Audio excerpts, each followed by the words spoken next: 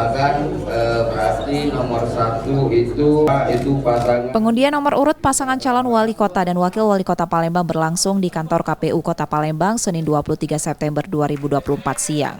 Pasangan calon wali kota dan wakil wali kota Palembang Ratu Dewa Prima Salam yang diantar para pimpinan partai pengusung dan pendukungnya mengikuti pengundian tersebut.